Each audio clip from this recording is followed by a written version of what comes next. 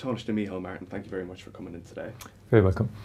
Just first off, before we get into the substance, when I was doing some research for this, I was looking at the e-version of the manifesto. It said version 4 on it. Do you have any idea of what might have been taken out or added back in to the first three versions? That's an evolving draft. I mean, in terms of proofing and writing and grammar, all that kind of stuff. So that's a work in progress. Yeah. Super. Yeah. Just on the polling that came out today, this week, now you've become the largest party if the polls are to be believed, 21% jar. Massive slump for your coalition partners, Fine Gael, -6 there after going down. And Sinn Fein now the second largest party. In terms of, now we're still far away from polling day, but given that you've already ruled out working with Sinn Fein in the past, it may be the case that they're the only legitimate coalition partner for you to go into government with. First of all, I ignore polls anyway. I've never really allowed polls impact on my decision making. To me, the formation of government is about policy. It has to be about policy. And what kept the last government going to full term was the fact that we had an exhaustive programme for government that took a long time to negotiate between three parties. And so our basic principles for going into government are that we want to go into a government that is pro-enterprise, that creates jobs, and that maintains the jobs we have in the economy at the moment. That matters. That is positively pro-European Union, because I believe that the European Union has been transformative for Ireland, for young people in terms of mobility and so on, compared to when we were out of the European Union.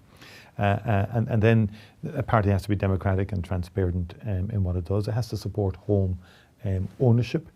And then we have red lines in areas like disability. I want to introduce a national therapy service into our special schools, for example, with therapists in situ in our schools. So those are the principles, and that's the basis upon which we feel Sinn Féin is not compatible with Fianna Fáil on all of those issues, particularly on the housing issue, because Sinn Féin want to get rid of the Land Development Agency. They want to get rid of Help to Buy scheme and the First Home scheme, both of which are helping first-time buyers enormously. They have their own scheme, which would mean young people would not own the land on which the house is built, but just the house, which could bring in huge complications, and there are doubts about whether a mortgage could even be secured on that type of arrangement. So these are fairly fundamental differences. And we will, obviously the people will vote. Our job is to maximise support for Fianna Fáil and the number of seats we can win. It is volatile.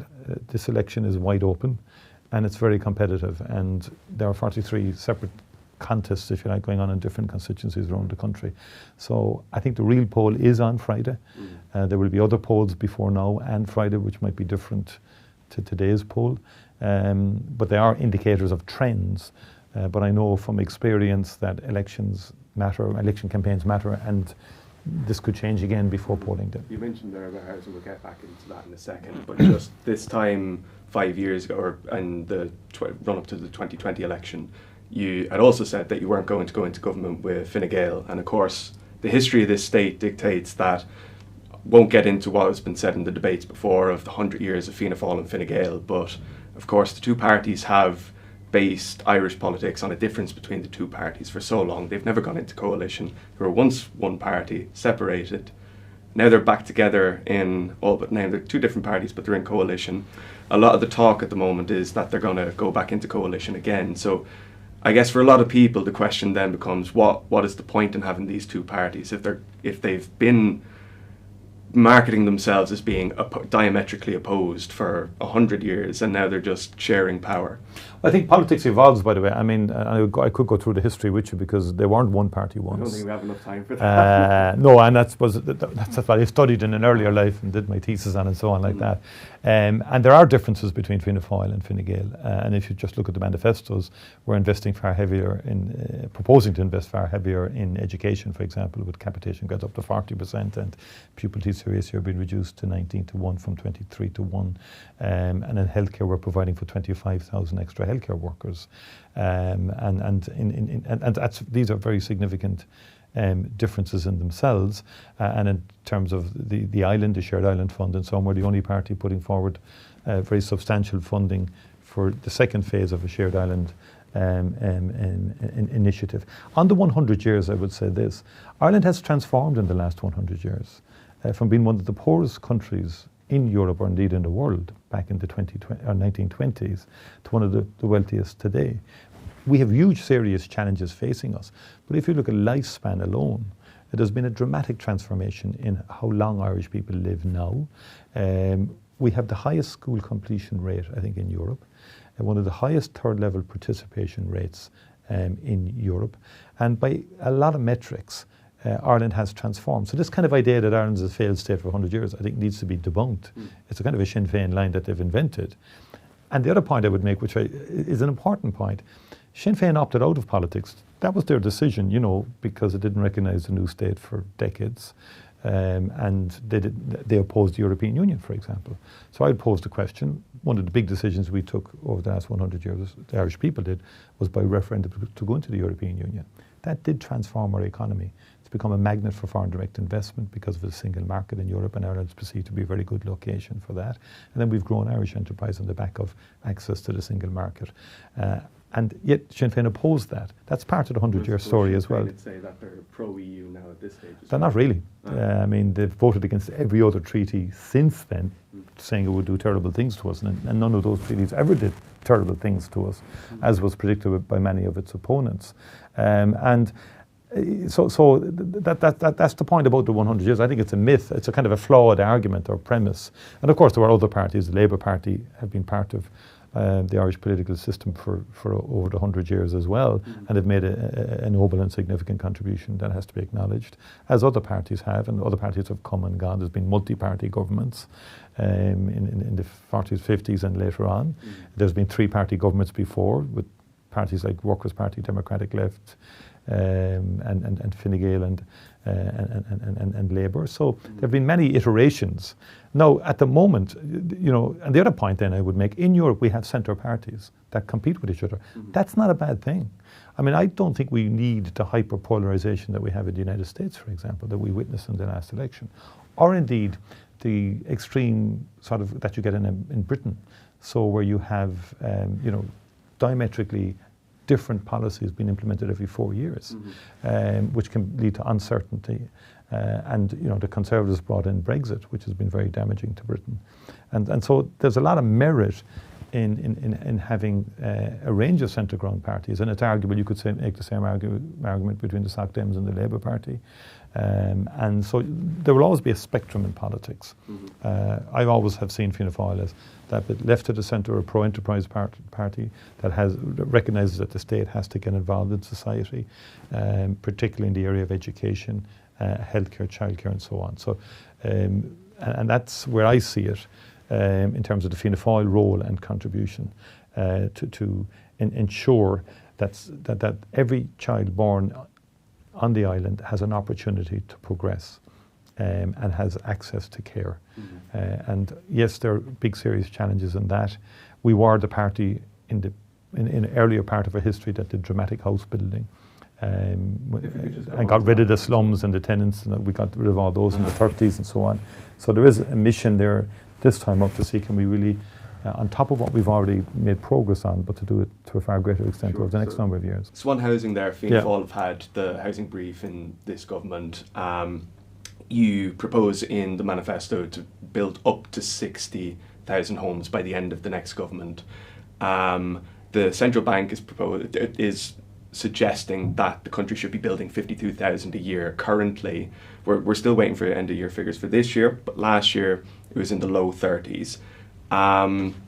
Given that the party has been in power for the last 5 years, given that the party has in the past been involved in governments that have been in the Fianna Fáil government in the lead up to the financial crash and the housing crisis that Fine Gael then, I guess people would argue, had made worse in some ways. How do you think that the electorate can take Fianna Fáil seriously on housing, given that you've had 4.5 years to do something about it, and you've not, there isn't that material change for a lot of people? I would argue there's a significant change in terms of, first of all, when we came into government, there was 20,000 houses a year being built. Last year, 33,000 houses, which exceeded the targets we set. And the central bank is still saying it should be 50. Yeah, but saying it should be and getting there is two different things. I mean, when you start at a low base of 20, then you had COVID-19 for the first 2 years, which with the lockdowns and so on did hold us back. But here's what we did, and which really gives us very strong foundations now for the next number of years. So we legislated for the Land Development Agency. That took 2 years. It had been hanging around for a couple of years. We had to go to the European Union, get stated, all that. That's done now. It has 14,000 houses in the pipeline now that it can deliver. But by using the Apple money and giving them more capitalisation, we can say to them, you can deliver up to 25,000 houses now to the end of the decade. You don't have to be coming back to government every year. So that's happening now. Sinn Féin want to change that. And, we're going to bring in a new agency. We don't have time for that. That would take another 2 years and delay. The Land Development Agency, it's yourself and Fine Gael that are proposing more money for the LDA.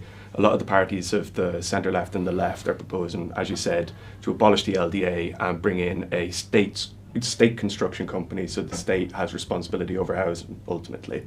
What's the difference, just for the audience, between the LDA and what would be proposed by the left and the centre left? Well, the Land Development Agency is working with state agencies, but also working with private sector in terms of various schemes. Like Gannon is a classic example. It's finished now. 600 houses built, social, affordable, and private. That's done. That's a very good model as to what the Land Development Agency can do. And it's capitalised by the state, so the state is investing the money. But what the Sinn Féin and others are talking about is getting rid of that. But by the way, all this takes time. Like, it's taken years to get the Land Development Agency up and running. So if you want to create a state housing company, it's going back to direct labour that you directly employ. You'd have to do all the legal legislation to give it its establishment and its interaction with local authorities and others. It would take a number of years to do that. And there's no guarantee you're going to get workers who currently work in the private sector in housing back in, because there's a lot of, the formation of work in the construction industry has changed over 30 years. And so it's not a well thought through programme. There's very little flesh on the bone when you look at the manifestos of the other parties as to how they would do this. And I think it would lead to more delay and disruption. Like, we need to get on with it now. Like, the other thing we did was the Planning Act. Like, when I became Taoiseach, said to the Attorney General, I want the planning laws updated, streamlined, and we brought about the most fundamental change of the planning code. Why? To get streamlined planning through, to get more houses built in reasonable timelines, and not to have them to be the subject of judicial reviews everywhere. And I think that balance was wrong. Now we've changed that. No, Sinn Féin say they want to repeal it, and they oppose it. That makes no sense. Like, you're going to go back. We're going to go backwards if you do things like that. And then on the first-time buyers, young people need certainty. They're saving at the moment. They need schemes. They need to know whether the schemes are going to continue or not.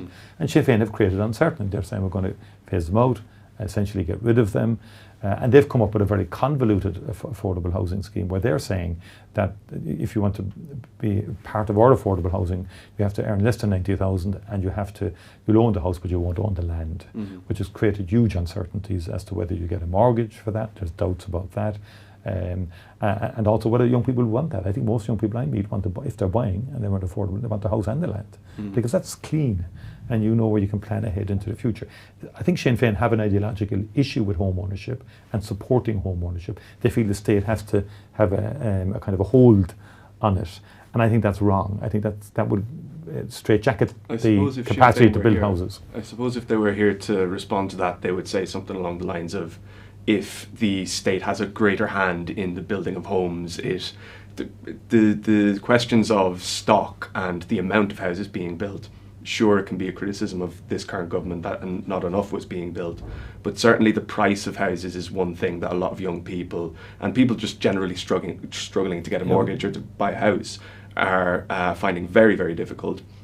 And so with a greater presence of the private market within that and having housing for profit in this way, I guess what the parties of the left are proposing with things like state construction and having the state have a greater hand in the construction of houses is to bring that price of the houses down. That wouldn't work. I think you'd actually end up with higher prices. And I think also, but by the way, the state is involved in house construction at the moment. We were building social houses at a record rate right now. This year we'll come close to 8,500 direct builds. No, we do it through builders. Local authorities will contract in builders to build on a particular site a number of social housing. We're also acquiring social houses and leasing, but we want to get to a stage where we're building 12,000 per annum. That'll take time, but we're at 8.5 this year. We delivered 12,000 social houses last year between the combination of the three. I think you're better off with the state concentrating on social housing. That takes pressure off the market in terms of, over the last 10, 15 years through the HAP and so on, a lot of private houses has been used for social housing. Whereas if we build up the stock, as you correctly say, then you have a sufficiency of housing stock on the social side to enable you to free up more on the private rental side, and also in terms of houses that will be available for purchase. We need new builds across the spectrum. We need new builds in social housing. We need new builds in private housing and affordable housing. And then schemes like cost rental, which Darragh Broin has introduced as the First Minister to bring it in. The Green Party had in fairness, pushed that too. But Darragh delivered a model that has enabled us to develop the first cost rentals now. And I see cost rentals, which provide rental properties for 25% below the market, as a key area and sector for the future as well. And so we have to deal with this on a number of fronts. And I think we did a lot in the last 4 years to enable us now to really drive forward house building. My fear is that the other parties are saying, let's go back to square one and start again. And that will take far too long and will result in further delay and disruption and higher prices because of the delay, because supply is the key to moderating prices ultimately. So all the while in these 4 years where you have been increasing the stock, something that has also been increasing since 2021 is homelessness. Now the last figures had homelessness of 14,500 people. I think we're expecting figures this week to have it at another all-time high after that. Now you're right in what you were saying about Fianna Fáil's. I mean, I don't need to tell you that you're right, it's your manifesto, but in the manifesto you're proposing 12,000 new social homes. It's identical to what Fine Gael are proposing in their manifesto.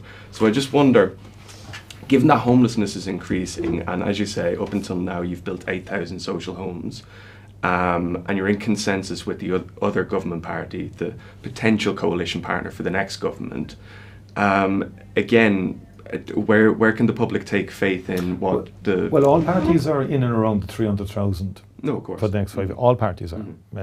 So the issue is how do you do it, and what's the best mechanism to get to it, and what's the more credible policies for the 5 years. I think what Sinn Fein and indeed Labour and others have put forward isn't credible in terms of delivery, and hasn't been.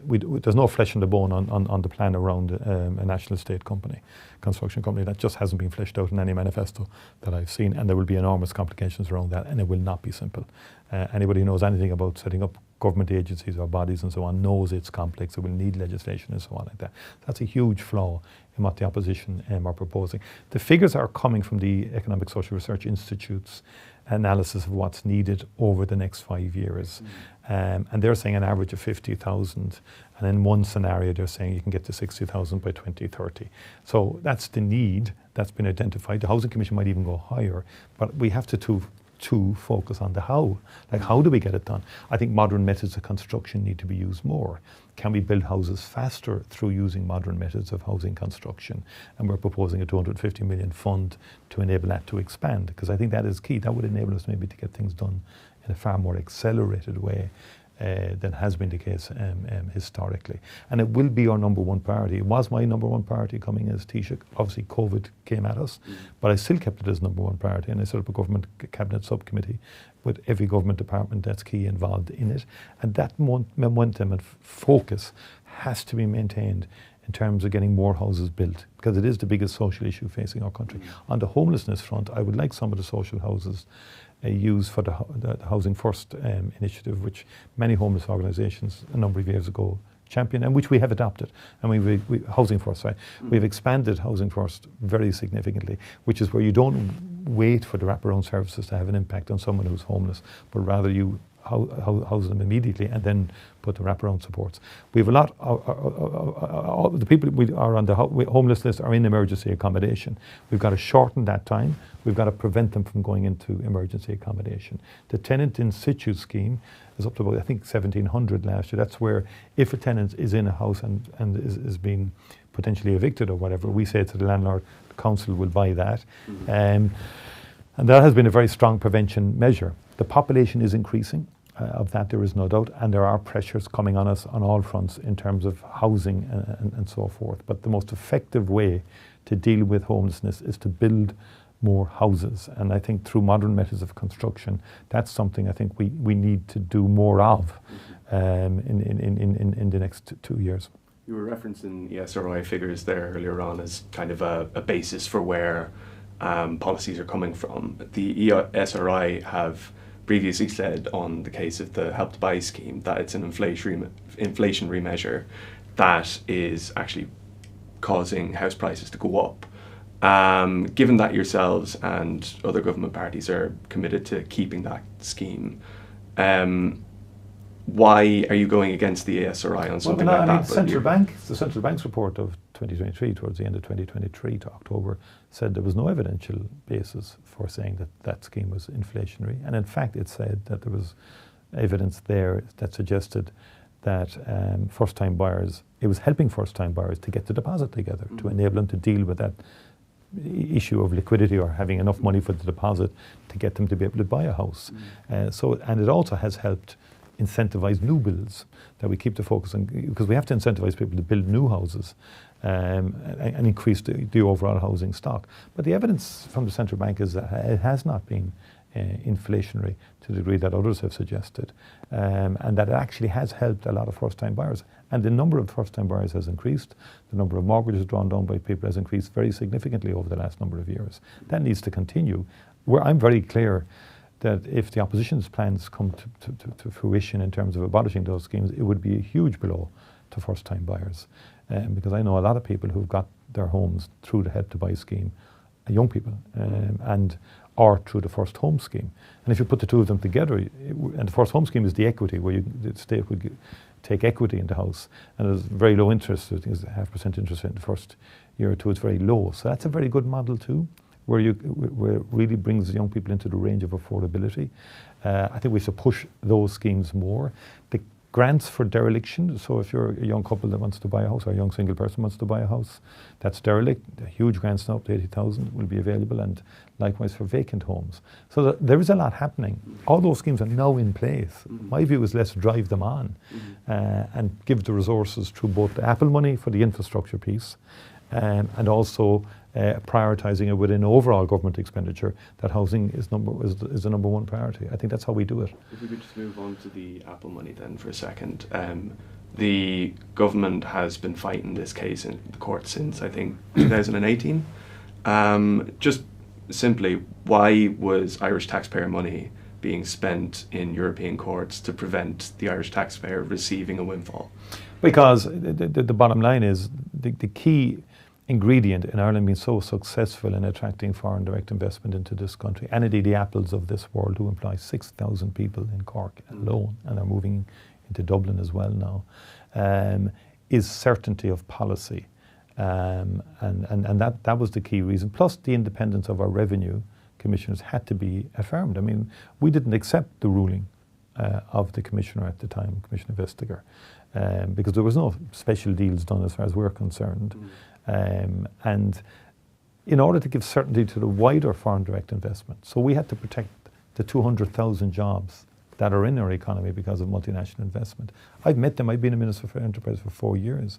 What they really want is certainty of policy and consistency of the application of policy. And I think actually in doing what we did, we sent a very strong signal to all the pharmaceutical companies in Ireland, the financial companies, technology companies from all over the world who are located in Ireland, have been for the last 25 to 30 years. This government stands by its word, and that is important in terms of future investment coming in. And over the last number of years, for example, Apple employment has grown exponentially as its products have grown around the world. We're the only location in Europe of that level of concentration of employees outside Cupertino in the US. So that's what worries me at times, and if you don't mind me saying so, in terms of that commentary. There's an element of we all taking for granted what has made this economy, you know, an enterprise has made this economy, and an environment that facilitated inward investment, which then in its own way has spawned domestic investment. So a lot of Irish companies have grown on the back of the multinationals because they supply into them. Then they grow and become international themselves. So this is important. So that's why the case was taken, to protect that. Yeah, you know, we're now at the stage where the case was overturned. So yeah, the European courts have found that they owed us the money. Yeah. I think it's a strange one, isn't it? Where it is, yeah. There's a case of a foreign multinational company that owes the country money. During this entire case, the money was left in an escrow account that it seems to the general public that they were going to pay it anyway. But Ireland continued to fight the case in the courts to stop that money being paid to it. Now you've got government parties like Fianna Fáil and Fine Gael proposing how they're going to spend that money. I suppose, is there a little bit of brass neck about it? The government parties have been fighting this case in the court, and now they're saying, now that we have it, this is how we'll spend it. Well, no, the escrow account is because the case was going on, so no one could take it because it hadn't been determined who was entitled to it. Sure. Apple were fighting it. Not just the Irish government were fighting this, Apple was fighting it as well. And don't underestimate the fact that 200,000 jobs are out there in this sector. Certainty and consistency of policy is one of the reasons we've attracted those jobs in and kept them and also expanded them. I know this from meeting with companies. They don't like going to countries where it changes every 4 years and they can't plan with certainty. If you're a biopharmaceutical company that's investing $1 billion like Eli Lilly in Limerick, you need to know that you have a steady horizon over the next 20 years that you can get back that investment and make it work. And Ireland is interested in making it work because it creates jobs in Ireland. So it's all about jobs and high quality jobs. And that's the context. I think if you don't mind me saying so, there can be a simplistic, crude way of looking at it. Sure. And then, look, the courts have decided. So now the state has that money. So it has to allocate. And the key in the allocation is it's once off anyway. So we're saying, okay, what do we need to do strategically as a country? And let's apply that money to that. And strategically, we do need to invest in the water infrastructure more, because that will help housing and other developments. We do need to invest, we think, in the Land Development Agency, because that gives them enough capital to plan schemes, to enter into agreements with builders and so on like that, to get schemes off the ground. That's concrete now. Like we can say, we knew they had 14,000 in the pipeline. They're coming back every year looking for more funding. We gave $1 billion in the budget. Now we're saying we'll give you $4 billion. You don't have to come back to us for 5 years. We'll get 25,000 houses built. That is good use of that money. And likewise on the energy grid, when we expand offshore wind energy, we need to expand the grid and networks and so on like that. And that has to be done in a way that we don't have all the costs on the consumer. So therefore we're saying some of the Apple money should go towards that. We're proposing about $2.5 billion. $3 billion, as I say, for Irish water. And then on public transport. Because big projects will come on stream, the metro, and what that enables us to say is we will finish those schemes. We're also providing other capital, putting it to one side into the Future Ireland Fund and the Infrastructure, Climate and Nature Fund, because we want to prepare for a rainy day, but we also know that we're aging as a population and so on, and we need to provide for that. But also, if big infrastructure projects come along, light rail, for example, in the various cities around the country, more buses, metro, expansion of Darragh and so on, that we finish those projects, because public transport is strategically important. We're behind historically in public transport, and the population is growing. So I think we're proposing, at least I think we're proposing a wise allocation, because it's only once off. It will be in addition to capital money that's already there, to work on these particular projects that I'm speaking of. And one project that I'm particularly interested in is the digitalisation of healthcare services, because I think we're behind historically as a country on the digitalisation of healthcare services. Now, health services are enormous, and there was various projects started and are in development. So, for example, when a child is born, the baby's born, we have an opportunity in all of the maternity hospitals to create electronic patient records from the get-go. Now, that did start, but it's been a stop-start nature, and we need to really transform the health service from a technological point of view. and using the most advanced technologies in terms of different parts of the system, speaking to each other from primary care to secondary care. And the 2 billion we're proposing to allocate from Apple, I think, would give a real good discrete fund to enable that to start, because what happens is funding to bring on that technology always competes with increasing demands on the acute hospital service and other areas of the health service, which is enormous. And I think that makes sense, given what we know of other systems have moved further ahead on that. And that would give you efficiencies and would give you better outcomes. Finally on Apple, if we kind of take a step back and look at it from, I suppose, an international perspective, and we're talking about how this case was first and foremost for security of investment and a reputational thing, and this kind of debate around why we took the case. You now have an administration in the White House that in the last couple of days, Donald Trump's pick for, or who he's tipped to give the commerce profile to, has been talking about Ireland's favourable tax system, how Ireland, quote unquote, is benefiting and reaping the rewards from these multinational corporations, and how the Trump administration should be looking at how to bring these jobs and these industries back to America. Does that intimidate you in any way? That like the country that we're currently trying to make ourselves as favourable as possible to these companies, and as you've been arguing, in a way to secure investment, to secure jobs, to secure progression of the infrastructure of the country and what have you. But at a moment's notice, it could all be gone. Well, I don't think at a moment's notice, I don't think it will all be gone.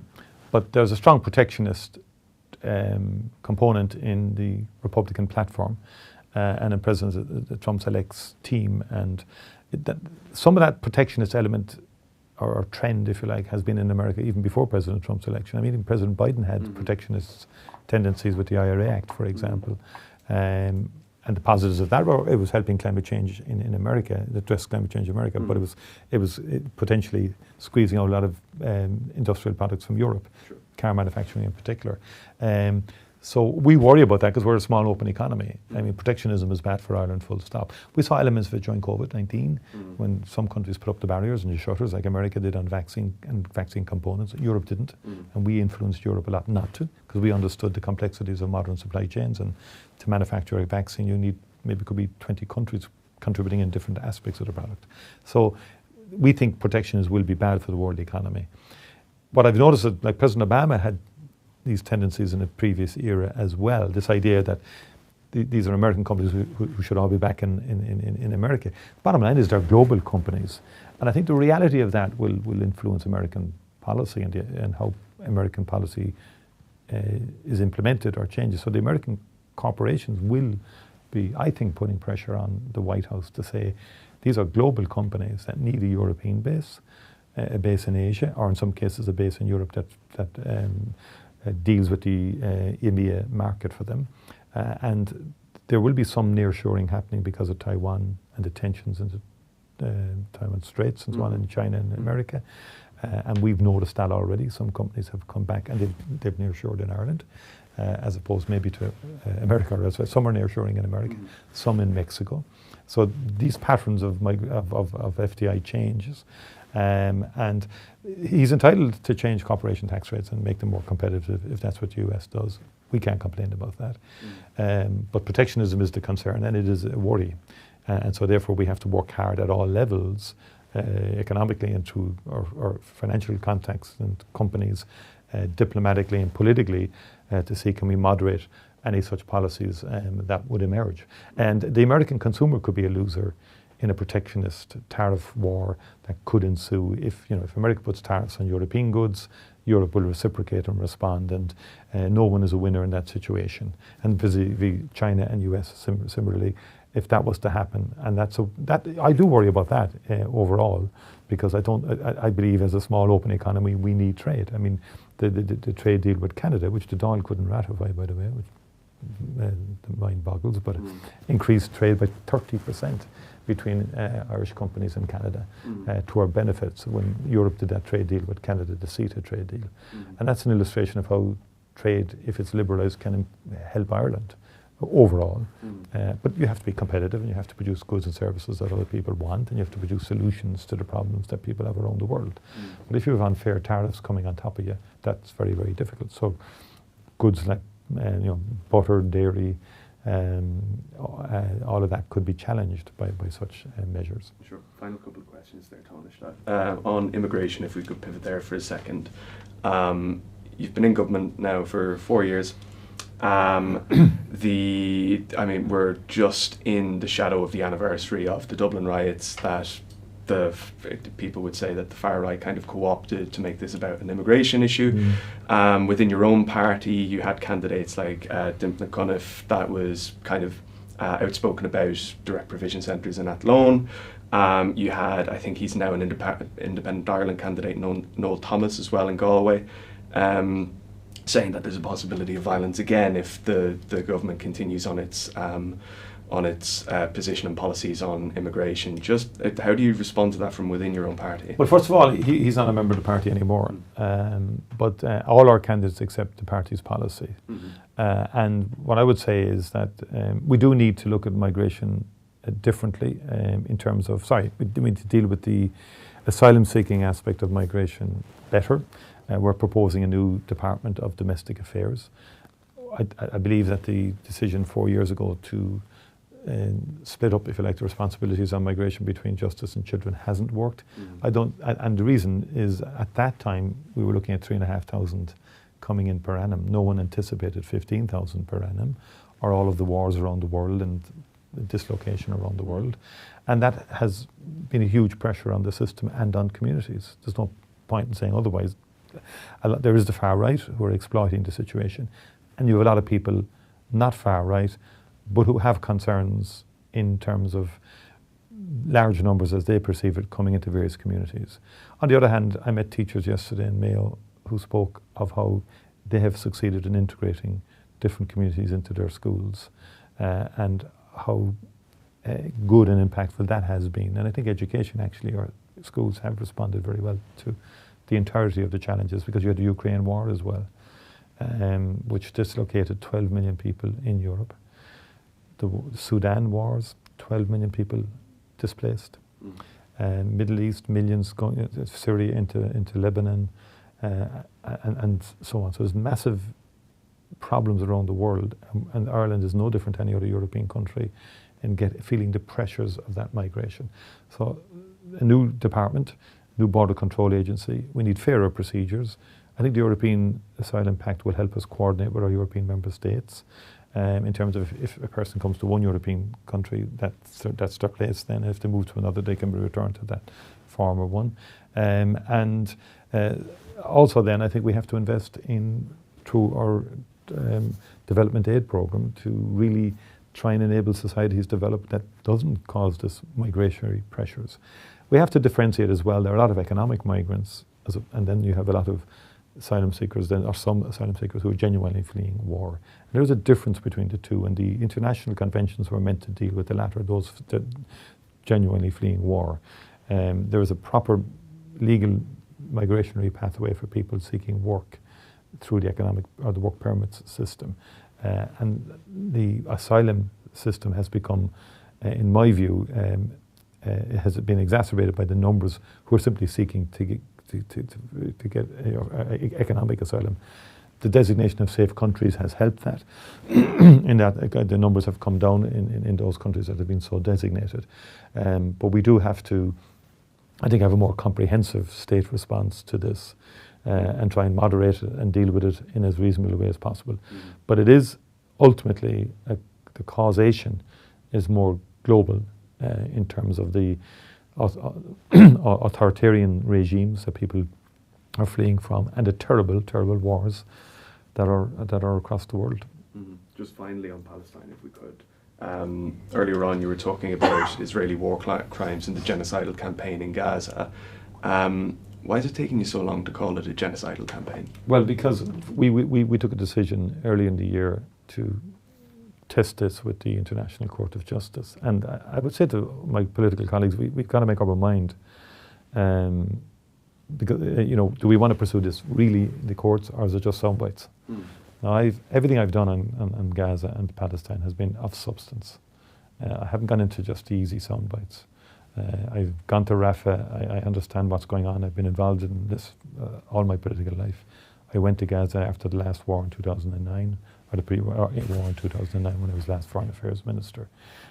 We're intervening in the legal case that South Africa has taken to the International Court of Justice under the Genocide Convention.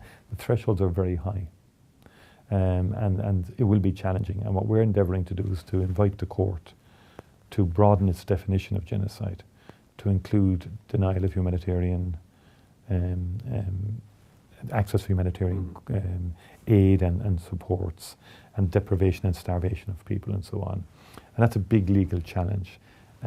We were successful in the ICJ on the advisory opinion about the illegality of the occupation. We made a written submission, we made an oral submission to that.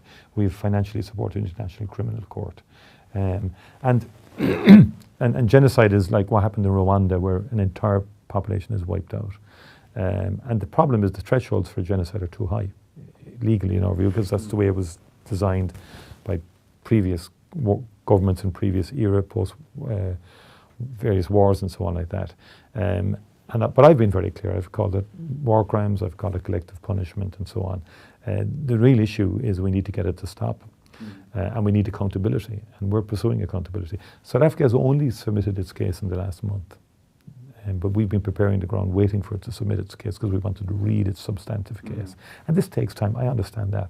Like going through the courts is only one strand, but it's an important strand, and we need to show the courts that we're not being political about our intervention.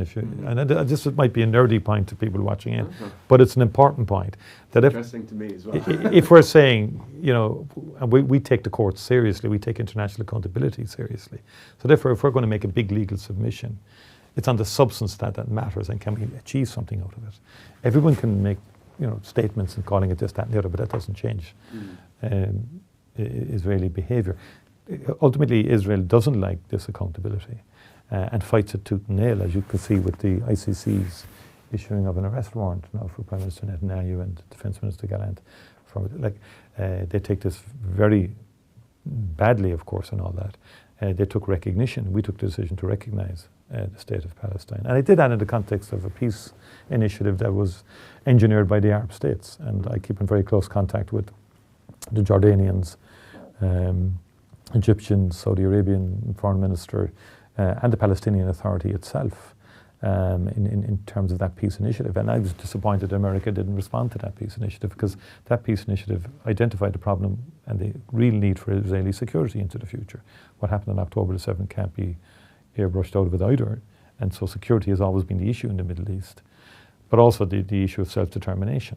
And it's what's happening in the West Bank as well is through the settlers, violent settlers, and with the aid really and facilitation of the Israeli government and army, is endeavouring to reduce the viability of a two-state solution.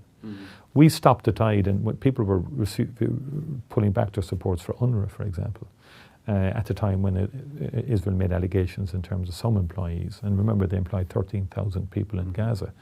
And I really did hold the tide there, and instead of halting or freezing aid, we doubled down and we gave 20 million extra. And that sent a signal to other European countries: you don't have to do what America has done or what others have done in terms of freezing UNRWA aid. Because everybody who spoke to privately knew that without UNRWA, Palestinians would get no support and there'd be no reconstruction of Gaza after this terrible war. And I think that was a significant, contribution that Ireland made to this Palestinian crisis and this terrible war.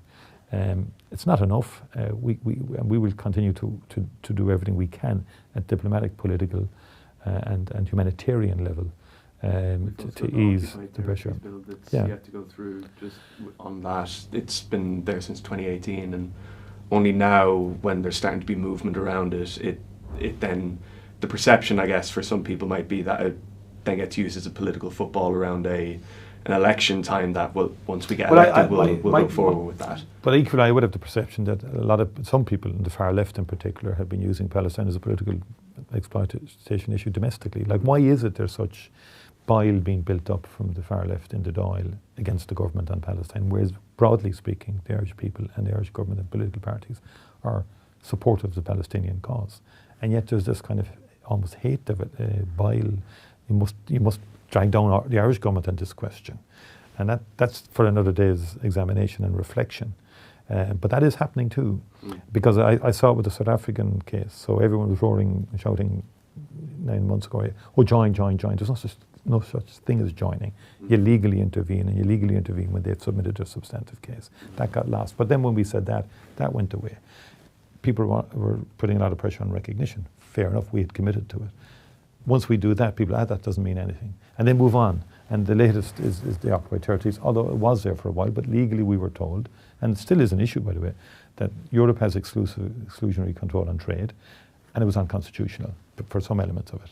Now, I've worked with Francis Black. The big game changer here has been last July, the International Court of Justice issued an advisory opinion that said the occupation by Israel of the Palestinian territories is illegal, and that member states and signatories to the court have an obligation not to do anything that would support the occupation.